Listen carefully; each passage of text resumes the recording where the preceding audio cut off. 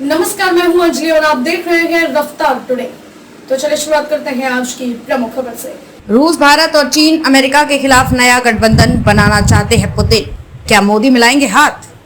भारत, रूस और चीन दुनिया के तीन ऐसे देश जो क्षेत्रफल और आबादी के लिहाज से काफी आगे हैं। जरा सोचिए, अगर ये तीनों देश एक साथ हो जाएं तो क्या होगा। पिछले दिनों कुछ ऐसा हुआ है जिसके बाद आप कयास लगाए जाने लगे हैं कि पूरब में दुनिया को एक नया ग्रुप देखने को मिल सकता है जिसमें ये तीनों ही देश शामिल होंगे। चीन और भारत एक दूसरे के दुश्मन, तो वहीं इन दोनों देशों के साथ रूस के रिश्ते काफी अच्छे हैं। पिछले महीने चीन के राष्ट्रपति शी जिनपिंग जब रूस की यात्रा पर गए तो कुछ लोगों ने आशंका जताई कि भारत के साथ इस पुराने दोस्त के समीकरण बिगड़ सकते हैं, लेकिन वहीं कुछ लोगों ने इससे अलग ही बात की।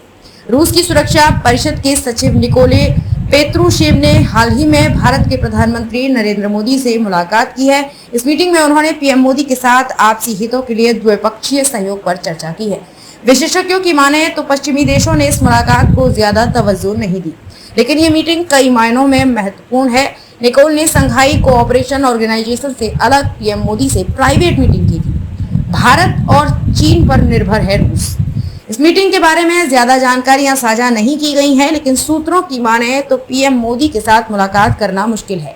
ऐसे में साफ है जो भी बात हुई होगी वो काफी महत्वपूर्ण रही होगी। साल 2022 में जब से यूक्रेन में युद्ध शुरू हुआ है तब से रूस की अर्थव्यवस्था पूरी तरह से भारत और चीन के साथ होने वाले व्यापार पर पश्चिमी देशों की तरफ से लगाए गए प्रतिबंधों की वजह से रूस के राष्ट्रपति व्लादिमीर पुतिन के लिए यह जरूरी था कि एक समांतर अर्थव्यवस्था तैयार की जाए जो डॉलर पर निर्भर ना हो और संबंधों को भी मजबूत बनाकर रखे।